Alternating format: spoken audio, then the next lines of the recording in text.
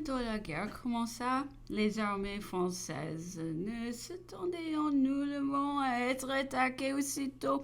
Elles ont été surprises si cela était possible. Napoléon était encore à Paris et non parti que sur la nouvelle de l'agression. Les 4 avis Berthier arrivaient à Strasbourg et s'y établissaient.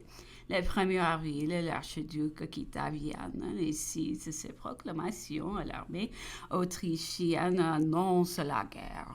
Le salut de la patrie nous appelle à de nouveaux exploits, dit-il. Quelle langue comme intermère éthérée, ce peu de mots. Les Autrichiens violent la foi des traités existants, surprenant le passage de l'Aisne.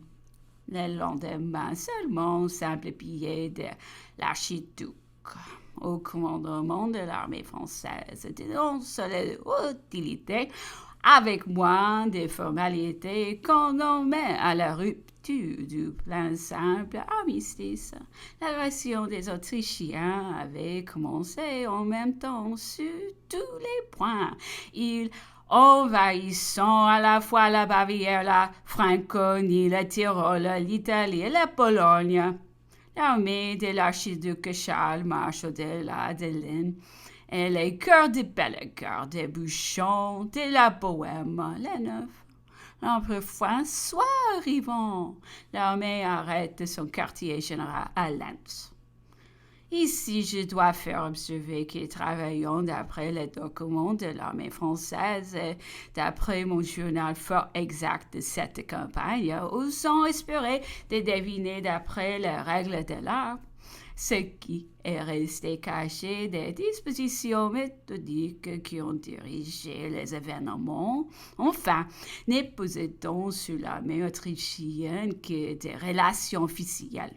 Je ne pourrais dans tout ce qui regarde cette armée qui reportait les faits connus et constatés. L'archiduc ayant été dès les premiers jours sur l'influence des manœuvres de Napoléon, il devient d'autant plus difficile de spécifier les motifs de certaines opérations, puis devenir ceci, il faudrait qu'il n'y eût ni faute ni contretemps, ce qu'on ne saurait admettre. Ici, l'auteur expose les vous qui s'opposent à l'archiduc, ses intérêts, ses dispositions. Il blâme la lenteur des Autrichiens qui, mettant 11 jours à faire 28 lieues.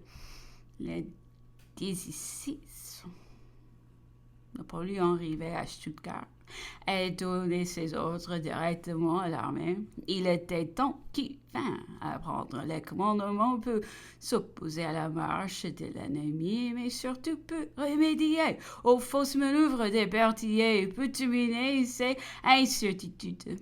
Celui-ci, arrivé à Dohnavers le 13 avril, se trouvait accablé sous le poids de ce commandement momentané. Il se portait tantôt à Neustadt, tantôt à Augsbourg, ordonné à Oudinot de se rendre à Ratisbonne. À Darwood, on voyait la division Saint-Hilaire et la cavalerie des réserves sur Landshut et Freisingen. L'arrivée de Napoléon suspendit tout mouvement. Il attendit peu agir des nouvelles de la Bohême et de la Bavière.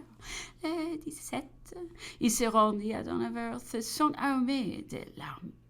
Arrivée de l'armée fut annoncée par cette belle proclamation. « Soldats !» disait-il, « le territoire de la Confédération a été violé. J'étais entouré de vous lorsque le souverain d'Autriche vint à Montbérac de Moravie. Vous l'avez entendu implorer ma clémence et me jurer une amitié éternelle. Vainqueur dans 3 guerres, l'Autriche a dû toute à notre générosité. 3 fois, elle a été perdue. Nos succès passés nous sont une sûre garante de la victoire qui nous attend. Marchons donc, et qu'à notre respect, l'ennemi reconnaisse son vainqueur. Le 17 à arrivée de Napoléon à Stuttgart, nos deux grandes masses se trouvaient rangées autour de Ratisbonne d'Augsburg. Le troisième corps à Etterhausen, Rittenberg, Hemmau, ayant sa 12e division à Dassavang, sa grosse cavalerie autour de Ratisbonne, le cœur de la Saxe ducale à Ingolstadt, où est arrivée bientôt la division de réserve du 3e corps. L'ennemi qui avait manœuvré de manière à couper la division Friant, trompé dans ses projets, se montre le lendemain 17 devant Ratisbonne et fait trop tard quelques tentatives sur le pont de la Régent. Les troupes commandées par Messéna se trouvaient à Augsburg, le centre de la ligne française semblait dégarni, mais barré par le Danube et le Lech, il était gardé par les Bavarois, les Württembergois et la division ducale de Saxe. Cette ligne de notre armée était brisée. De deux halles placées au saillant, les cœurs français pouvaient tomber sur leurs ennemis s'ils s'engageaient dans ces pièges que leur était tendu.